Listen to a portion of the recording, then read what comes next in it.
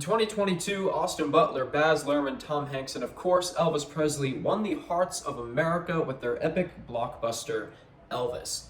Now, in just over a year later, Sofia Coppola has released a brand new Elvis cinematic treatment titled Priscilla. So this biopic is a film version of Priscilla Presley, also the executive producer of the film's autobiography, Elvis and Me. Kicking off with the casting of the characters, Kaylee Spaney takes an incredible job as Priscilla Presley, the lead role of the film. Overall, I would say that Kaylee did a pretty good job. I don't think that Priscilla has ever been fully accurately portrayed on the big screen. Olivia DeJonge did a good job in Elvis. Kaylee takes a completely different approach to the character, and of course, when you're playing a real person, being close to how the person was is kind of a big deal, and nobody's really done it yet. But I would say Kaylee got closer than anybody else ever has. Part of Spaney's phenomenal performance in this film has to go to the aging process of her character. Of course, Elvis met Priscilla when she was only 14 years old, and unlike Olivia DeJonge, Kaylee pulls this off incredibly. She actually does look 14 years old, and I'm not exactly sure how old she really is. Maybe we should take a moment to look that up. So she's 25, she does an amazing job of looking so young as Priscilla. Of course, the film journey takes her to being 26 years old, which I think is a massive disappointment, but we're gonna get into that a little bit later. I will say that I think Spaney's dialect could have improved. The cadence in which she was talking didn't really remind me of the real Priscilla. It more reminded me of just this poor, lonely teenage girl who was swept away in a mansion and abused by a rock star. Which is exactly what Sofia Coppola wanted to do. Fact or fiction, that's kind of her goal and always has been with all of her movies.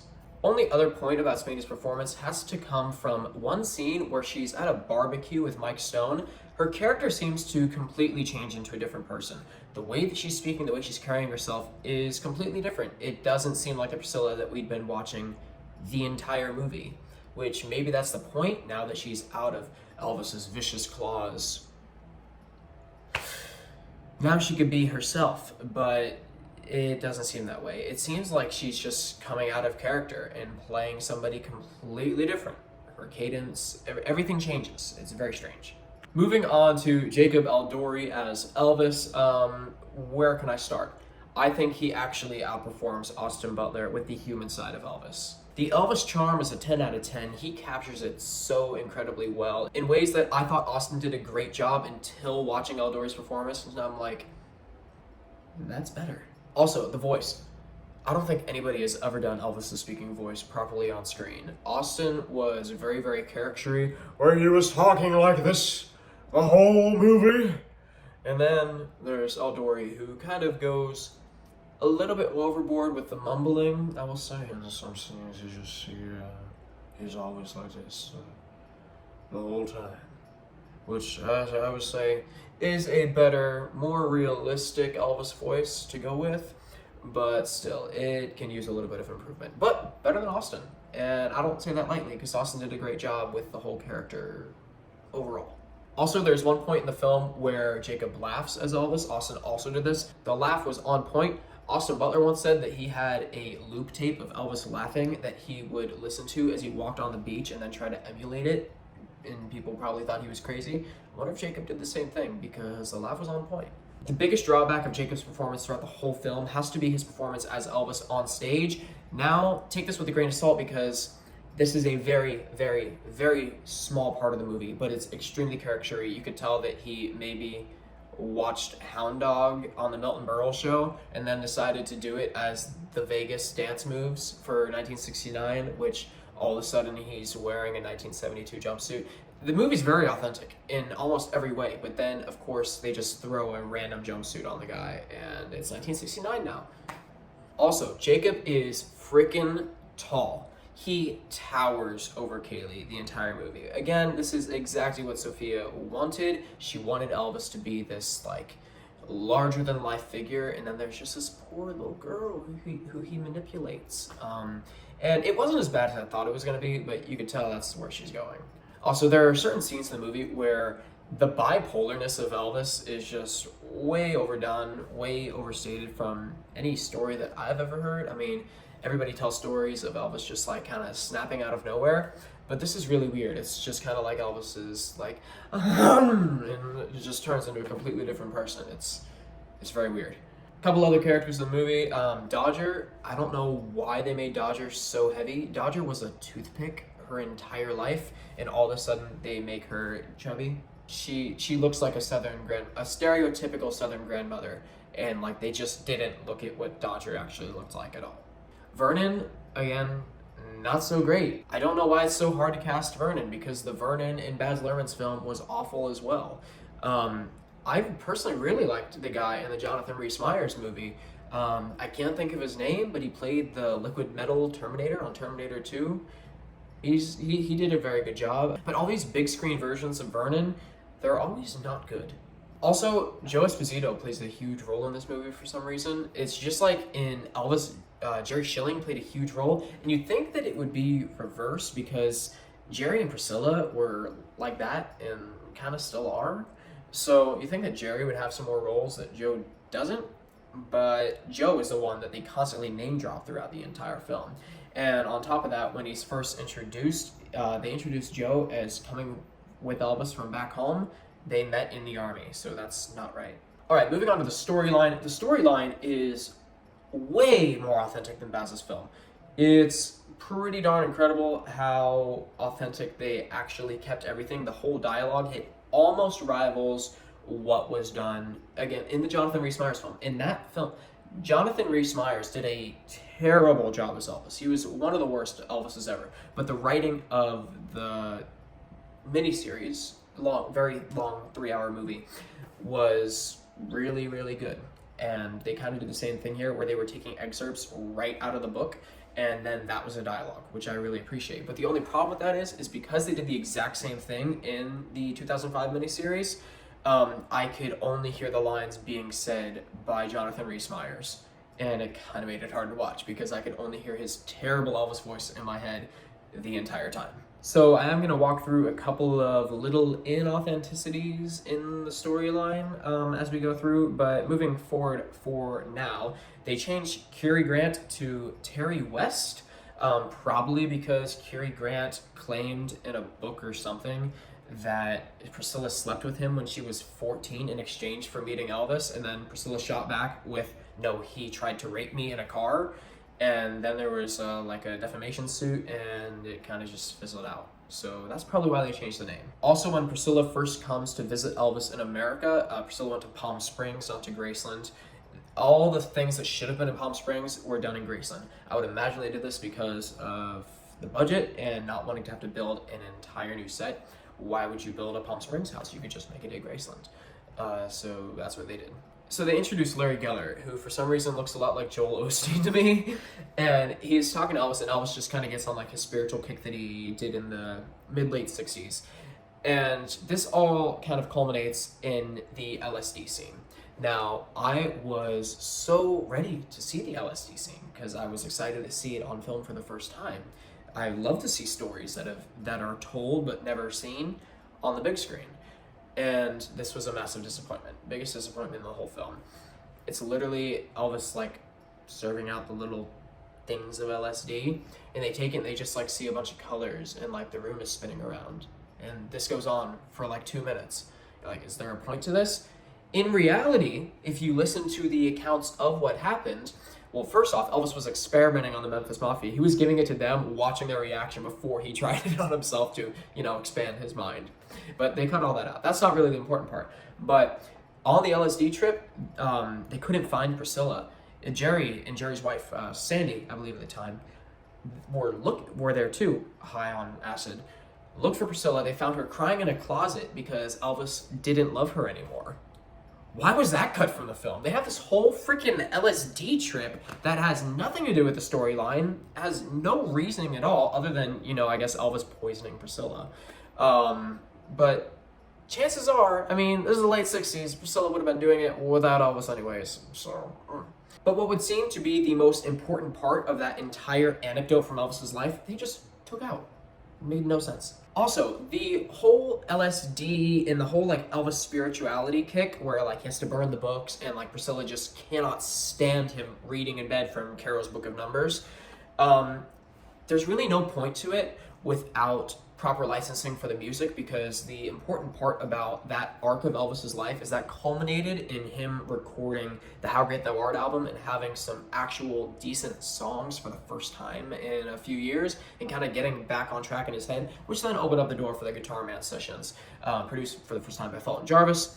I hate Felton Jarvis as a producer, but that's a story for another day. So whole hippie thing, whole hippie LSD phase, not needed in the script at all. If they could have explored it and made it really cool, but they didn't. And had they done that, they would have had room for 2 more things. And really, they could have had room for it because the movie wasn't that long. And it should have been a lot longer because the end sucks, but we're going to get to that as well. The wedding. We've heard the story about how Colonel Parker just like got his hands around the wedding and planned the whole thing and just like screwed the entire service and cut out all of Elvis's friends, but somehow like Red Fox shows up at the wedding, but Red West isn't allowed in.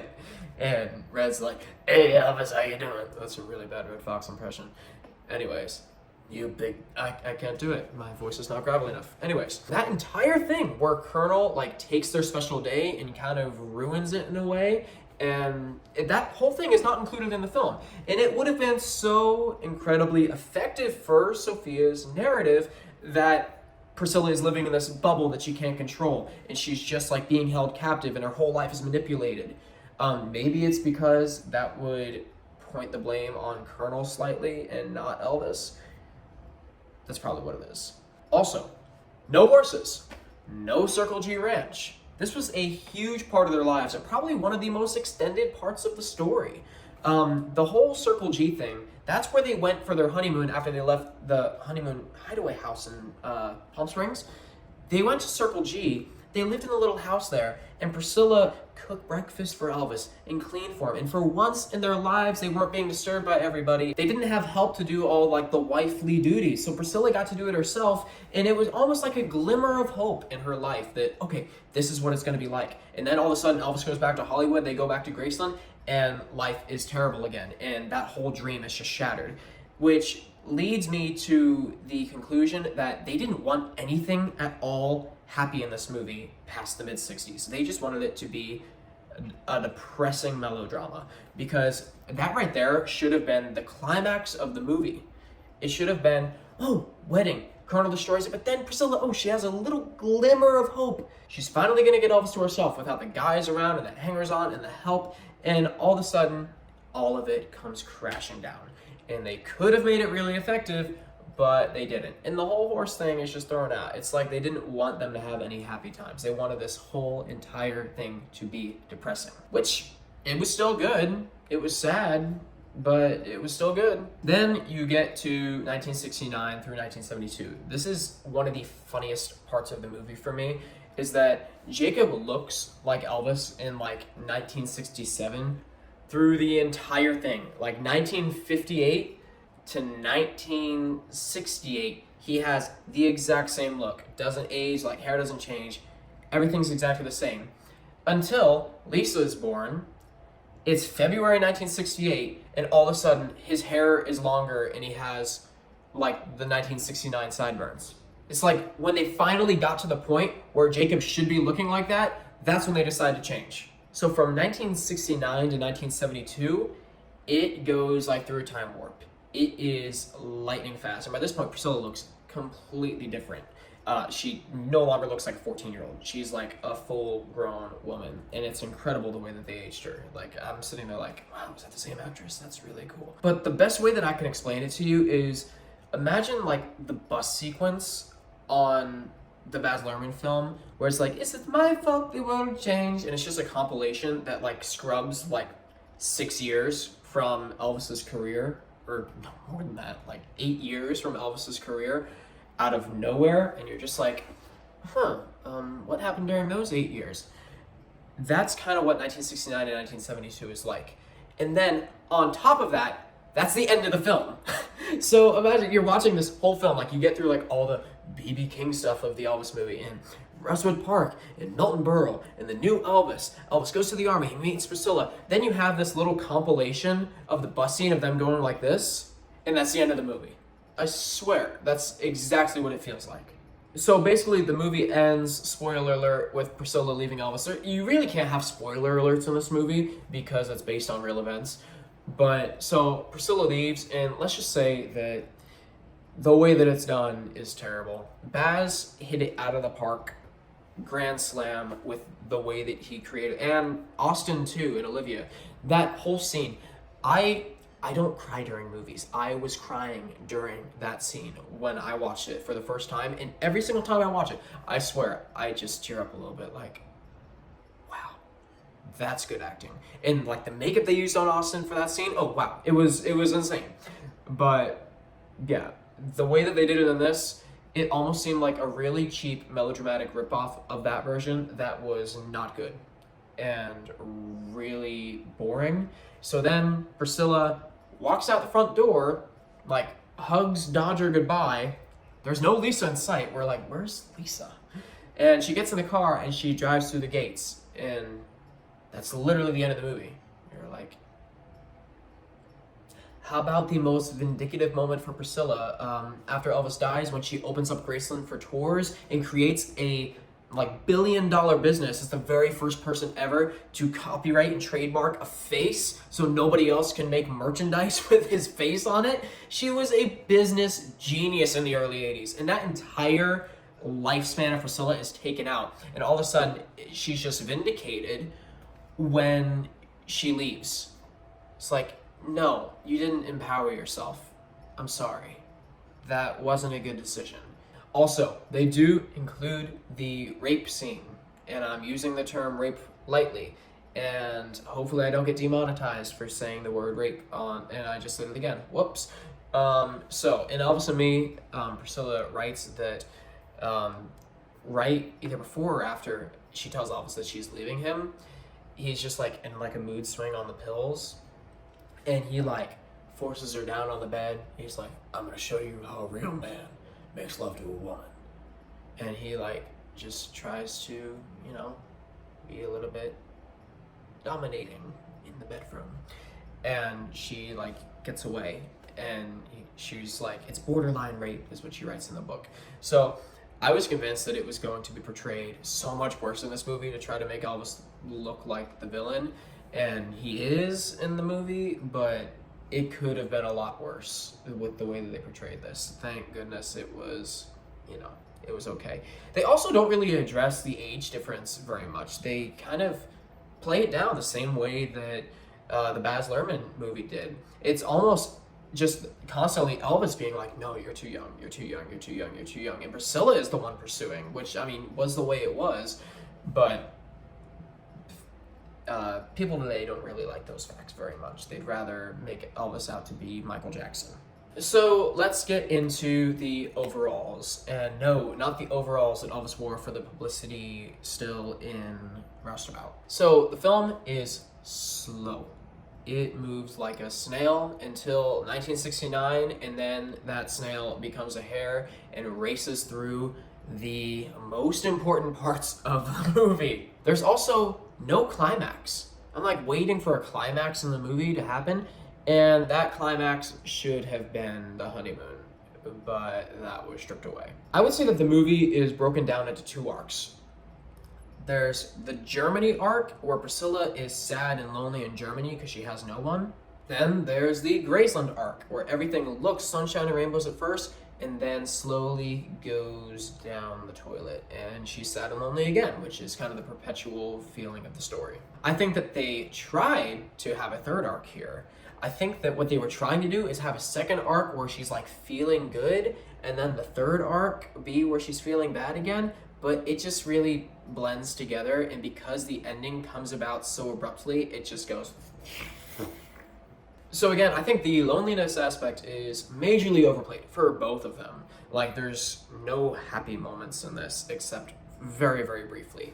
I guess happy moments don't sell tickets to movies. They just want to see sad things, which is the opposite of the Elvis formula that Colonel Parker followed that was very successful. Overall, I would say that this film is the antithesis of everything that Baz Luhrmann's film was.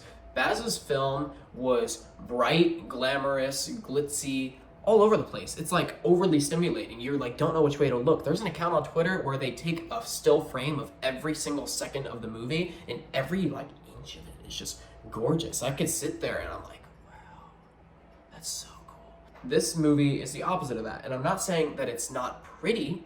It's a very different kind of pretty. It's like a common pretty. It's like a really nice LUT that they put over it, where in Germany it's kind of dull, and then in Graceland there's like a lot of pinks and blues, and it like looks just really calm and soothing and very retro, while Baz's movie is like looking into a grand gold covered cathedral that took 1,000,000 years to build. Both beautiful in their own ways, but completely different. I think that this movie adds what Baz's film lacked with a lot more human side of Elvis, but then it also lacks